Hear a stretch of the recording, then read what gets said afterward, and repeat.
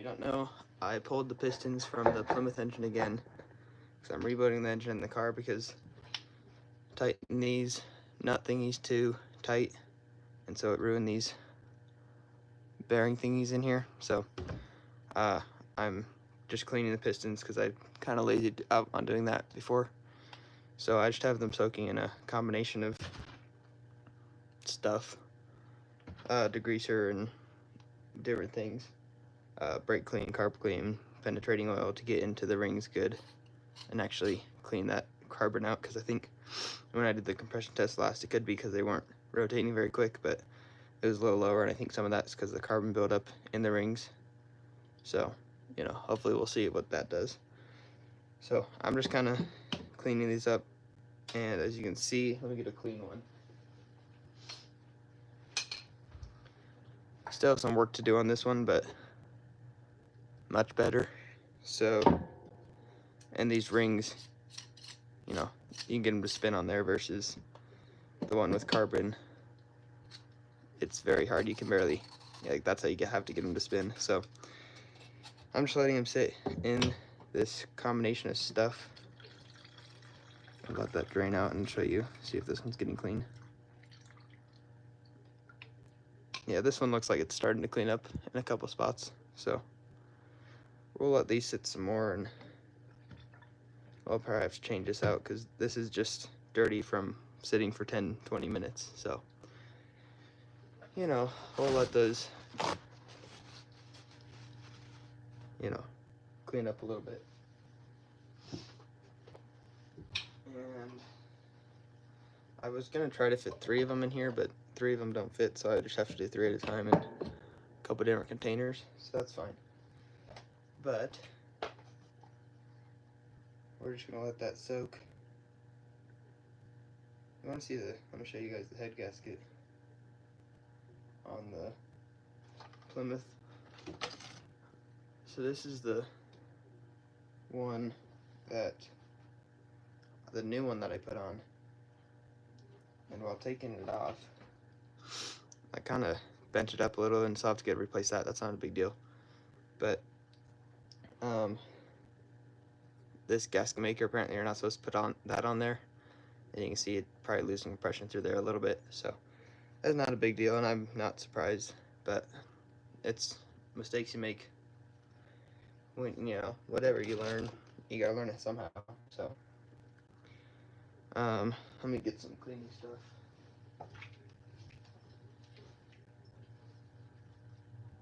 And this, I've been having to, because the tip broke off, so I've been having to do that to get anything out, which is fine, you know, but makes a little bit of a mess, but that's why we're washable. So, you know,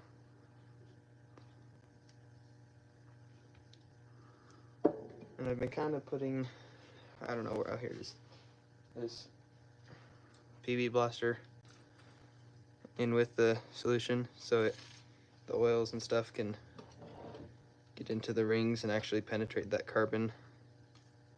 So, because there it just rotates a little easier with, you know, so I guess this is the already clean one, but,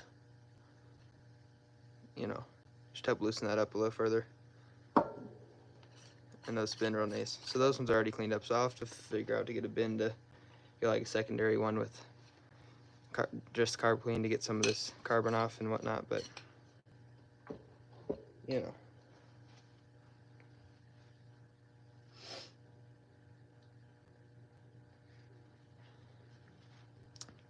I have the pistons. I have to have them sitting on this like mini fridge here, or else they'll fall over because they're so top heavy. But I'd rather have heavy pistons like that, you know, American steel, than modern Chinese crap that probably is made out of cardboard. So I'm not complaining, if you know what I mean. Guess they're not all the way up. I guess we can fill this up a little more.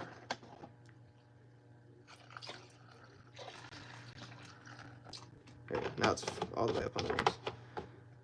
And I've been soaking these over here, these head bolts, wherever they are coming. Ugh.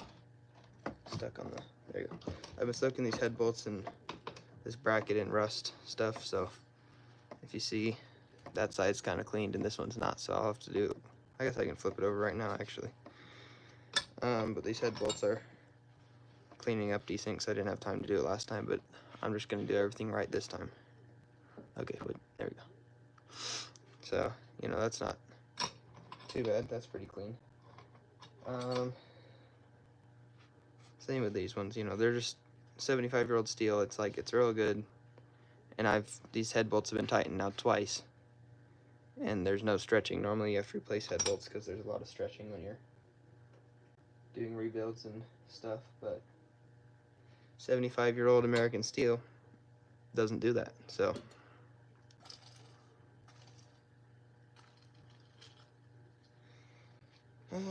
here's the scraper I was looking for earlier. Scrape that carbon off the pistons. Oh, just get it right onto the brand new piston you're trying to keep clean. You know, it's just the way I do things, I guess. But you know, just try to be careful and not scratch the pistons. But see how that carbon's coming off?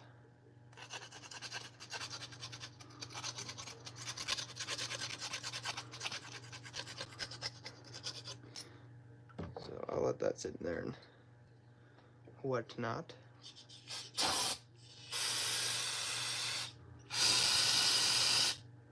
It's funny how the different chemicals react and whatnot, because you can see in here there's kind of like a weird, it's like 5 different things, and so it kind of reacts weird to each other, but it's kind of cool. It's not dangerous reactions, but it's, you know. So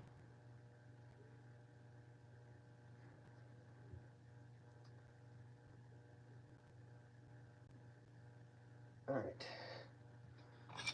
just a little bit of, yeah, I mean, if you look from before, just sitting in there 5 minutes, you can see how much that cleaned up.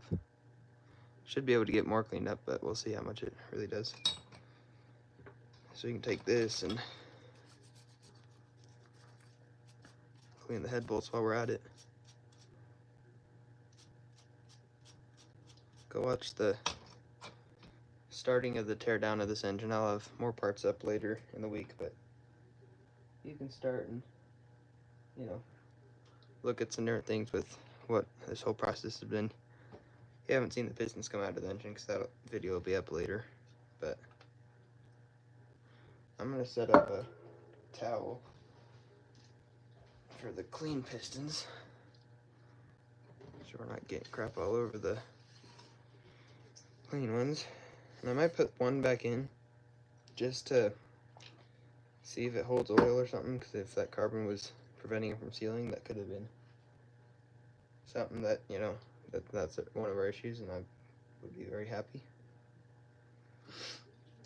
Just, you know. I think I'm going to be rebuilding another inline 6 probably come this summer, because the place I work in the fall, it's Pumpkin Patch. They have a 1951 Chevy 3100 truck, so that should be fun to work on, if you know what I mean.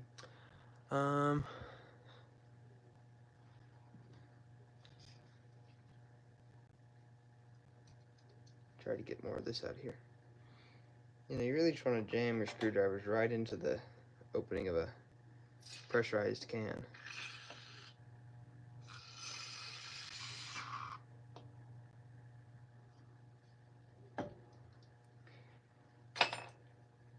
Okay.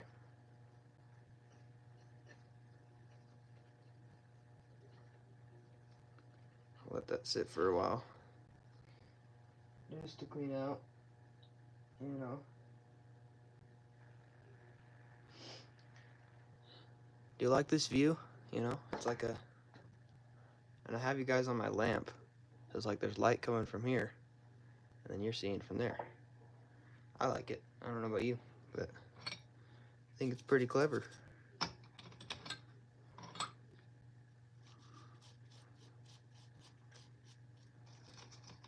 Oh yeah, look at that. See, there's rust on this cup from the head bolts getting cleaned, so I guess that's a good thing. So I need like a sink out here. That'd be real nice, just one like right here. I have to,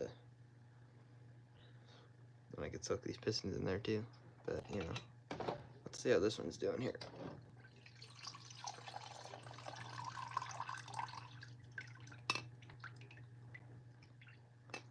Yeah, it's starting to clean up nice. I guess I can scrub it a little bit with.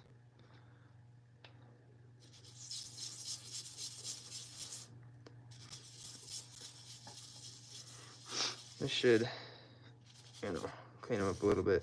Just be careful not to scratch the head of your piston. I'm not too worried with these because this is old American steel. I don't think it's going to scratch.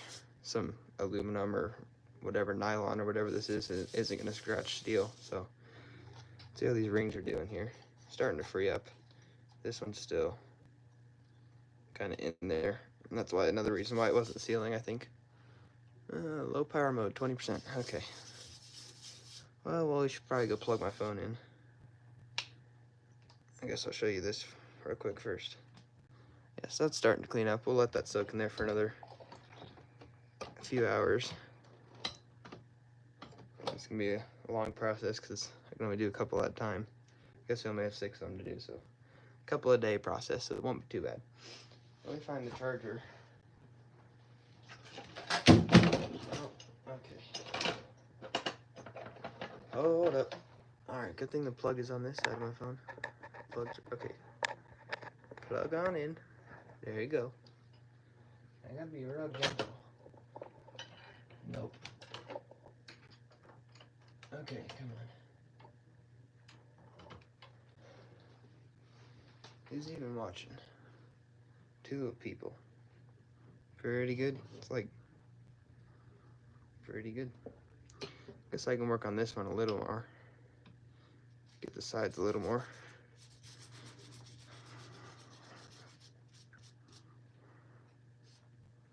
Yeah. I don't even mind doing this. This is kind of, you know, therapy for me. So I'm a little annoyed I have to do it more than once, but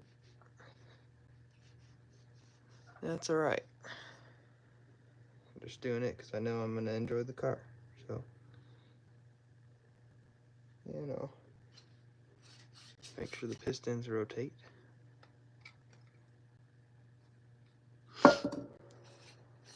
Just because you can never be too cautious. Look at that. That's how they're supposed to rotate. Real free like that. And then when they're on the cylinder, they'll tighten up, but they can still move around a little to seal up the oil and whatnots.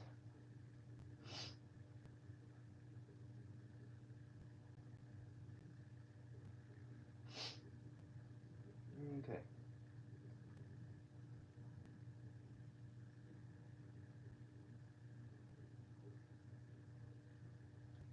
Okay. I think.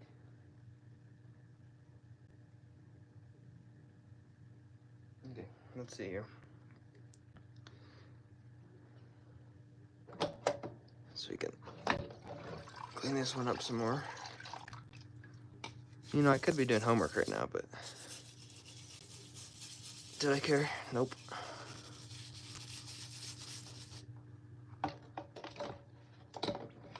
Yeah, it's like literally just from not even 30 minutes. This stuff is freaking browner than chocolate milk. The gas in the Saab, when we first pulled that out, oh my, that was bad.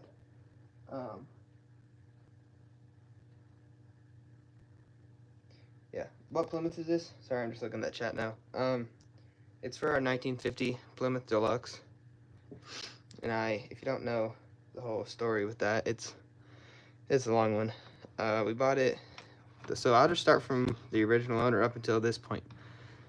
So, buckle up. This Plymouth, whatever my uncle bought, or I guess the original owner bought it from Chrysler Castle in Denver, which was kind of like the biggest, it was a big dealer in Denver of Plymouths and Chryslers and whatnot.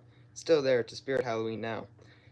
Anyway, until about 1969, the old lady who originally bought it drove it for about 60,000 miles, then sold it, or parked it in her garage, or sold it, or one of those two. A collector found it in her garage, or a garage, in 1978, kind of restored it, did some paint correction, got it running, had it for a couple years, let it sit in a garage, you know, because the collector, he drove it like 2,000 miles in 10 years almost, or something like that. Then after that, it got sold to a dealer, sat there from 1987 to 1993.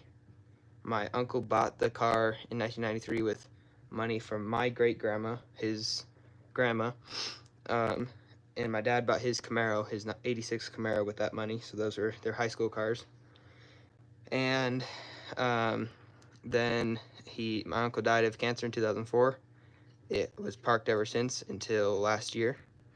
And then last year, I asked my dad, this is after the Saab we restored, I asked my dad if I paid to get that running, that'd be one of my daily drivers. My grandpa and my dad agreed, whatever, of course, because they wanted to see it running too.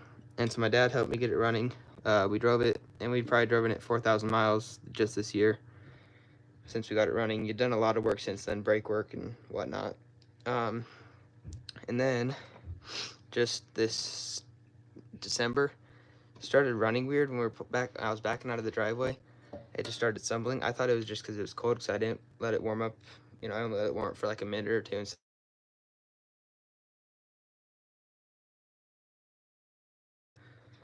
nope. Tried to get going. It was smoking it was crazy. Anyway, adjusted the carburetor to make it run a little richer. Ran just fine. We were able to drive it 30, 40 miles the next day.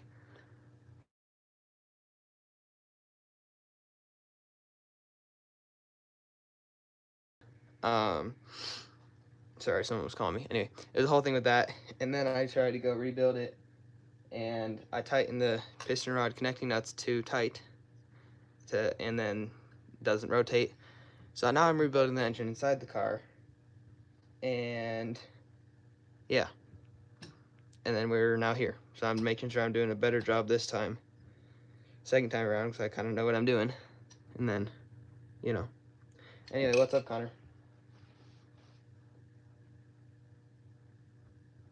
Yeah, and rebuilding the carbs. I rebuilt the carb. The accelerator pump kind of was weird. Thought that was it. Nope. You know, the carburetor works a lot better than it did because we rebuilt it, but the accelerator, it's a whole thing. Cheap Chinese parts. Was like, because we rebuilt it when we first got it running, and cheap Chinese parts didn't even last a year, so that was an issue. And then also I think the catalyst was bad accelerator pump, and ignition wires were going out, and then that caused misfires, and then that caused some of the things with the rings that were already going out to just fully do it, and so, you know, whatnot. Anyway, so and then yeah, so it's a whole thing. But the carburetor, we found an old one in my grandpa's garage from his 50 Plymouth that he had in college, so it's hadn't been on a car for 60 years or something like that. Found it, took it apart, and the accelerator pump in that was actually really good. So I stole that and then put that in there. So 70-year-old parts are better than Chinese-made parts, I guess. Just like these head bolts. I'm not replacing them because they're 75-year-old American steel. That's better than anything you're going to get today. So, you know.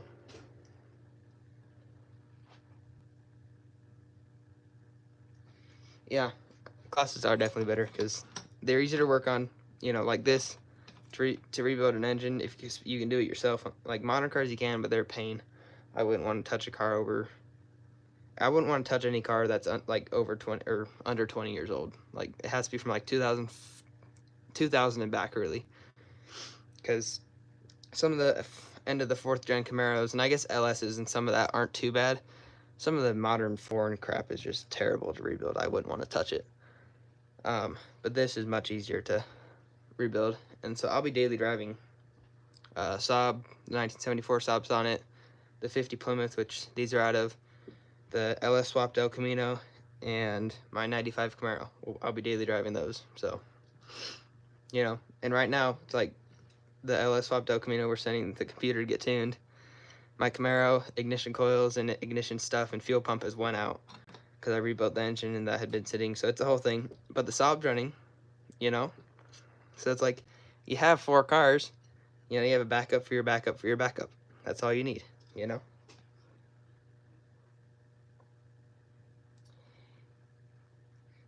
Yeah, and then yeah, you're jealous of my collection. I don't know.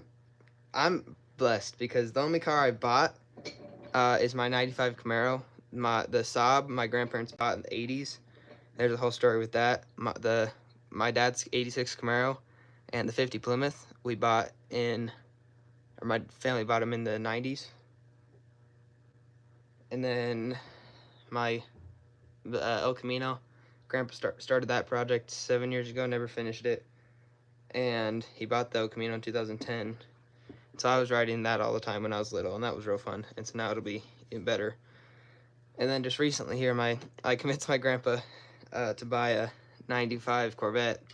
So he loves that. Because I was like, are you going to either finish the El Camino or are you going to buy a Corvette or a Bel Air or something you're going to enjoy? So he bought a Corvette. And then my Camaro I got for $500. So I've really not spent that much on my stuff. You just have to pick wisely, you know. And I mean, I'm lucky, and I understand that compared to a lot of people that have to buy all their cars. But it's like, even my Camaro, I rebuilt the engine, did everything with that, and there's still probably $500,000 I have to spend on that. But it'll be a fully good running and driving car for $2,500, $2,000. You know, you just got to spend time to do things on your own, and it'll get done.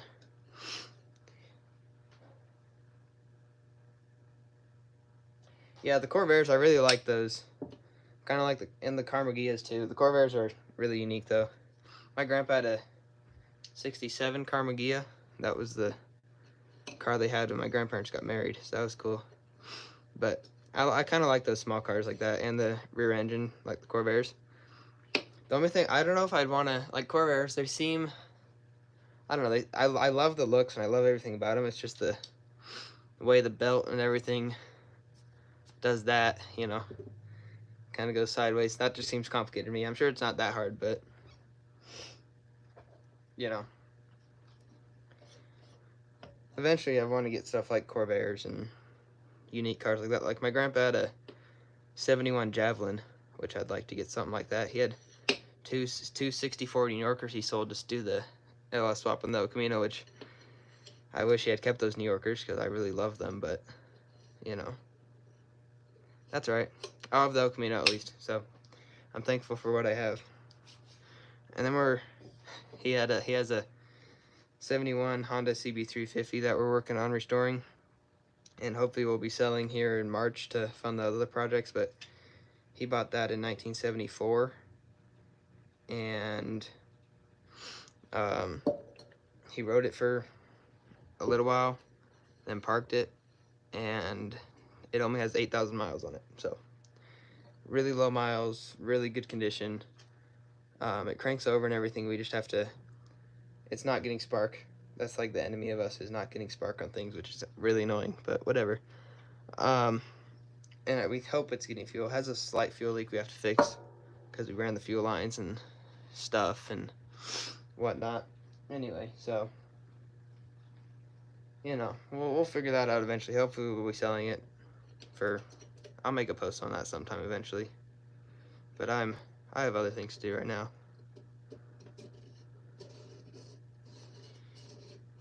Just making sure all these rings rotate real easily.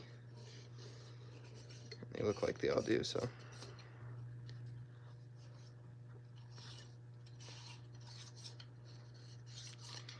I'm gonna just let that sit. And how are these ones doing?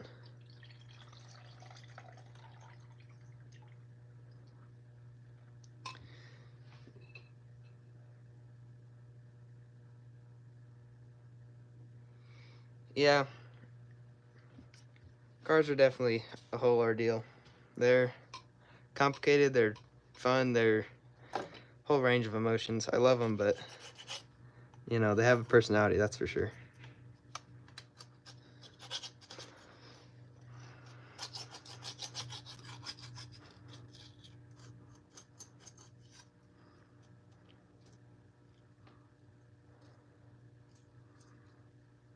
This carbon's like baked on here.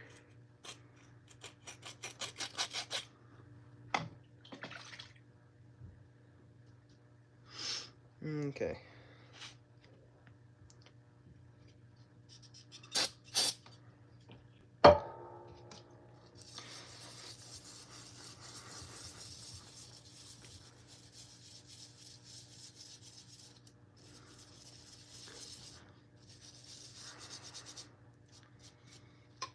And hopefully this summer, I'm thinking of doing some videos with all the cars, like the Plymouth. I'm thinking of taking to or calling ahead and whatnot to, because I don't trust dealers to just service it, but call ahead and ask if I could do a video about taking it to like getting a, you know, classic car serviced at a modern dealership, and just letting the kids and whatever techs there look at the car and learn some stuff. You know, I think, and if I could make a video and then I show them some things in the car, I think that'd be a fair trade. You know, so that'd be a fun video. Or also like get some, like a modern truck like my grandpa's 2018 Chevy Canyon, or no, GMC Canyon, same thing, Colorado Canyon. Anyway, and then putting that up against my LS swapped El Camino. You know, older technology versus new technology, braking, handling, acceleration, you know, hauling, you know. And I think I try to find a older, like, abandoned airport and call the owner and see if I could use that to do a video. I might have to pay him or something, but I think that'd be just really cool to do stuff like that. I might have to change out this fluid stuff, because I think just even one piston got it that dirty, or 1.5 pistons got it that dirty, so I'm gonna have to change that out. Yeah, it's definitely rewarding to drive them. And yeah, I think I'm probably the only kid in the freshman class, 'cause I'm also a freshman. Besides my friend who's hopefully gonna get some sort of 50s or 90s, I don't know, 50s Plymouth, 90s Camaro. And we'll rebuild that this summer, restore that this summer, hopefully. But besides me and him, I think I'm probably about the only one in the freshman class with any old car. I know there's a junior with a 79 square body. There's a, I don't know if he's probably a junior or senior with a 70s 240Z. And there's a couple others with, you know, there's some not regular traffic, but compared to some of the cars, definitely are. Like, there's a, like, it doesn't look bad, but and whatnot, but I would take older cars over it. But he's a senior with a 2014 Ford Focus, just inline 4, turbo, whatever. So it's like, it doesn't look bad and whatever. And he has like a, is it a Tahoe, or anyway, it has the 5.3 LS. And I don't mind those, but I'd take older cars over anything like that any day. And I guess there's like an 80s 280Z owned by this, I think he's the same owner as the 240, and he daily drives those, so, you know, I won't be the only person in my school at all, but the only freshman, for sure.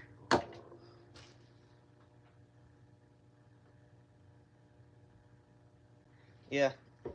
Where do you live? I'm in Colorado. Because I want to take a road trip to somewhere this summer with these cars, but I need places to go, so, you know. There's like someone in Utah that, whatever, and I think I'm going to if we get the Camaros running in time, get those to Camaro Rally in Sturgis, South Dakota. And, you know, whatever, if there's any people who would want to join, that'd be cool. I don't know, just things like that. Yeah, I don't know, we see. I still have to decide where I want to go. This summer's going to be packed. I have to paint the El Camino, probably paint my Camaro. I might just try to fix the clear coat, and then I'm going to put a clear coat on the Saab's paint, because go watch that video. It's a tractor paint. I paid $400, painted it myself, whatever, with Harbor Freight stuff and tractor paint, and it was $400 for paint job. It looks real nice. It has some orange peel, so I need to wet sand that, and then I'll put a clear coat to protect that, because there's a couple spots of rock chipping and whatever, because I didn't put a clear coat on. So, you know, But, and then I'll probably be working 3 or 4 days a week. But other than that, you know, we'll see. This summer's definitely going to be a fun summer.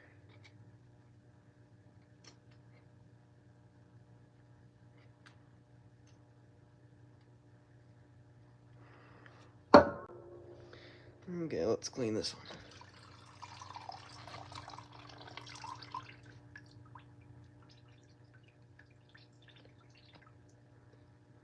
Now look at that. It's cleaning up decent.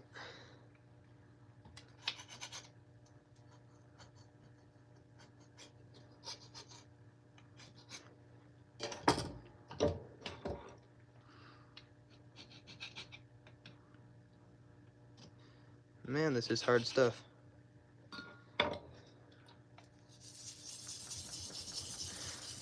This one's definitely gonna have to sit overnight to fully get all that.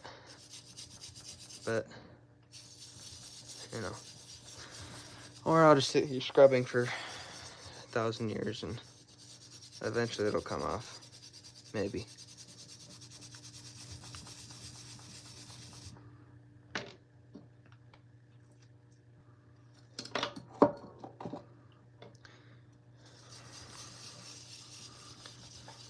It's just gonna be a whole thing with getting this stuff off.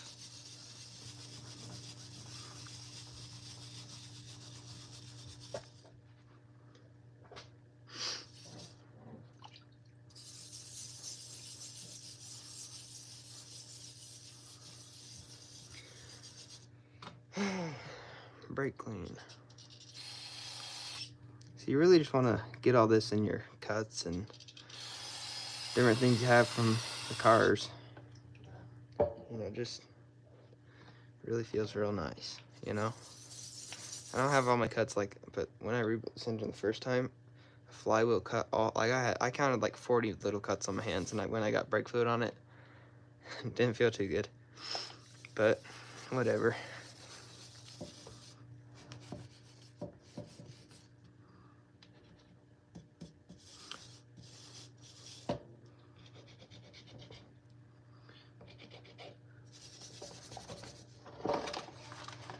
If the piston doesn't fall over there.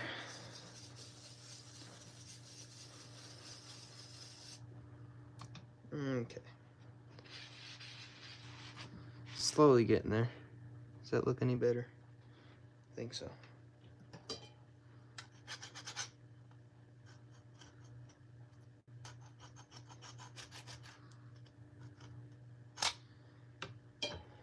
Don't want to be too hard on this, but it's got to come off somehow.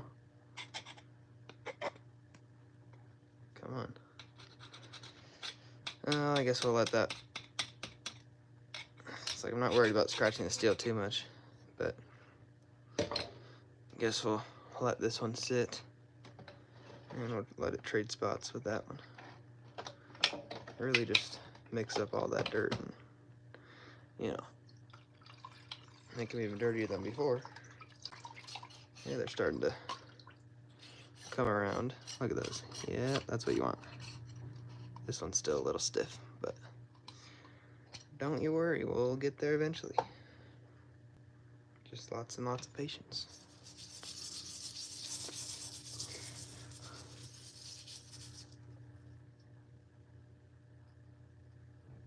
Yeah, mine, welding's a whole thing. I had to weld the manifold on this because when I was pulling it off, it cracked. I don't know. And it's not like it's a head or something major, so I just welded it, and it's just an exhaust one, so it won't cause any vacuum leaks. And we just have a flux core Harbor Freight welder. It works just fine for stuff like that. But when we were welding our Plymouth, my sister's boyfriend, we had a bunch of rust on that. We still have some rust repair we need to do on it, but we have to get the Camaro running to get that off the lift to, you know. Yeah, my grandpa also bought us a lift for our garage because we didn't have enough spots to park all the cars, so, or at least the cars in the garage. So we had the Corvette in my neighbor's garage for how many months was that? Like 6 months. Then my grandpa just bought us a lift so we could put all 3 of our cars here because we had the Saab over at his house. And then it's a whole thing. Anyways, but we need to get the Camaro off the lift so we can do that rust repair. It's a little bit on the kind of bottom corner. It's not like bad rust or whatever. We did all the stuff that was really bad and hopefully got that to slow down. And we welded and whatever. When we were welding, my sister's boyfriend has like this ring thingy, and he had gloves on and everything, but somehow his foot, or I don't know what the whole deal was, but somehow he ended up getting grounded and his ring ended up not getting grounded because anyway, and so he burnt the whole ring around his finger because the ring was grounded and his body had, I don't know how that works, but it was a whole thing. Anyway, so that's happened before.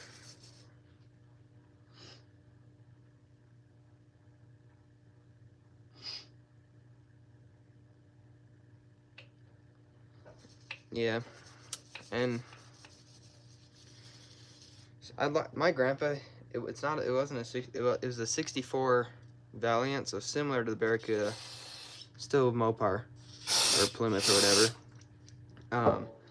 And he says that first time he hit 100 miles an hour, my grandpa's dad, they were on a road trip to probably Kentucky or something like that, and my grandpa's dad said to floor it and see how quick you can get up to.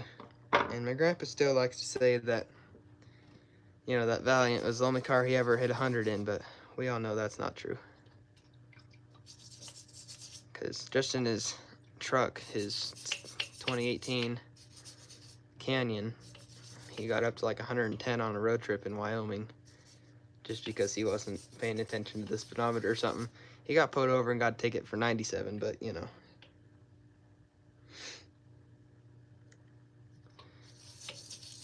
I'm pretty sure he was doing up to 110 at one point.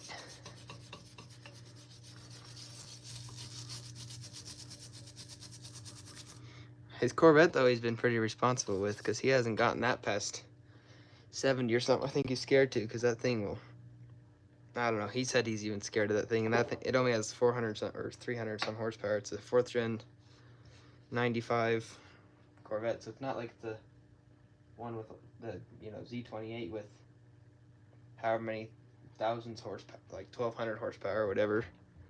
But he says that thing scares him, which I don't blame him, but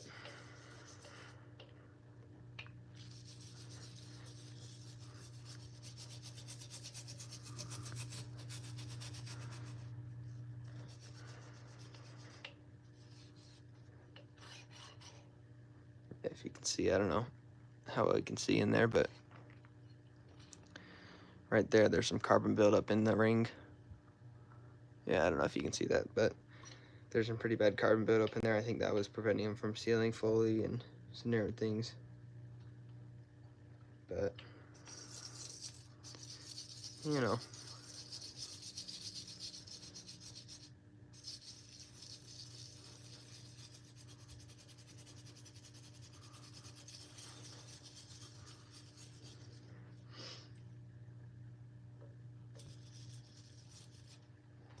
Yeah, our Plymouth has 97 horses, so you know.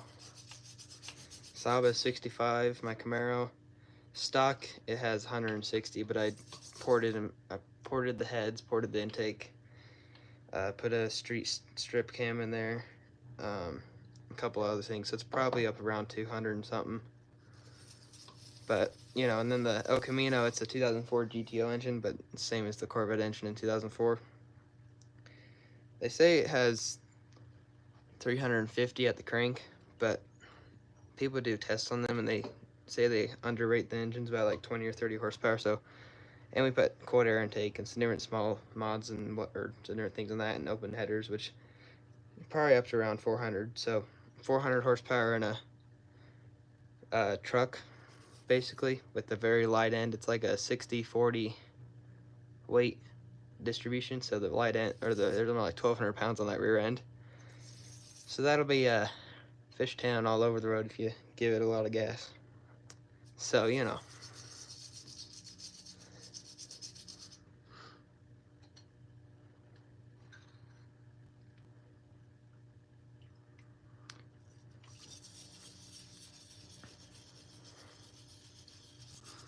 but it should be fun, you know. I might just have a couple 100 pounds of sandbags in the back to keep the rear end off on the road, but, you know, we'll see. We need to get it running first. I think the computer's getting to the tuner on Tuesday because we mailed it in to get VATs and Scenario and stuff off because that could be preventing it from running. And we took off some emission stuff because it was weird evap and Scenario things. You know, that's fine. So we'll hopefully get that running here soon.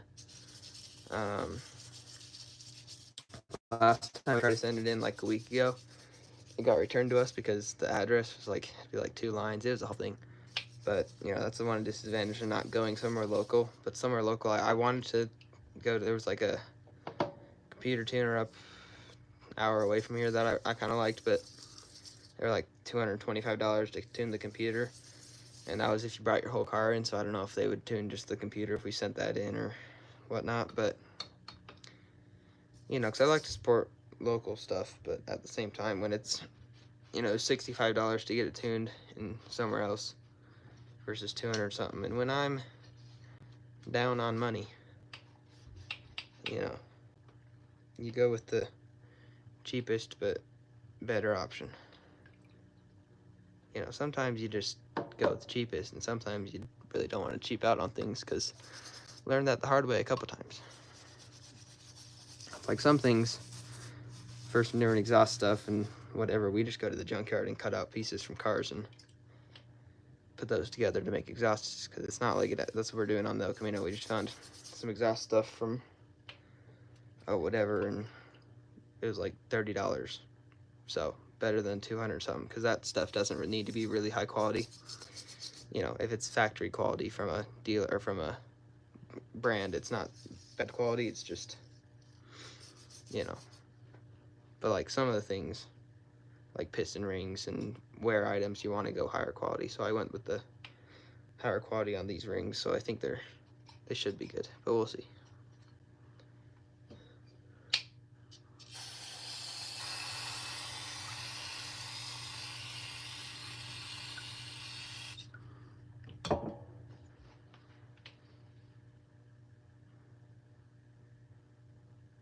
Supercharged Corvair.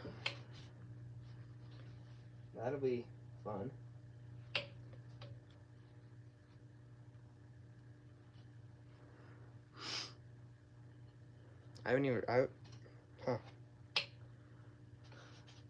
I've seen some, they've supercharged like I've seen a supercharged, it's like a 50, out of a 50s Chevy, whatever their inline 235 or whatever, inline 6, 235, whatever that is.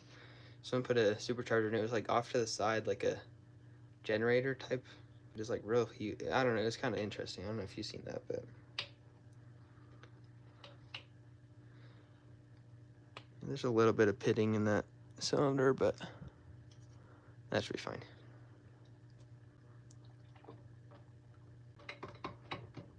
And I like about these cylinders, there's numbers stamped on these, factory numbers, so like on my Camaro, it's kind of hard to keep track of which bearings went with which bearings went with what, if I can speak.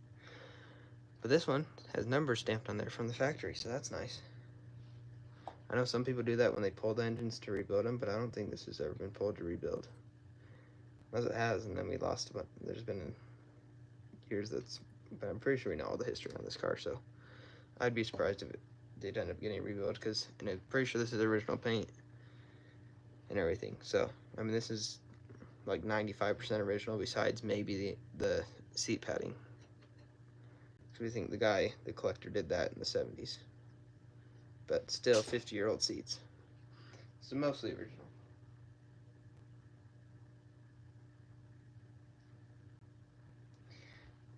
Yeah, and I think, I don't know, the El Camino, that's also another video I want to do, is taking the El Camino to a oil change place and getting their reaction, because, you know, they scan the VIN or whatever numbers to get the oil it needs and what engine it has and information.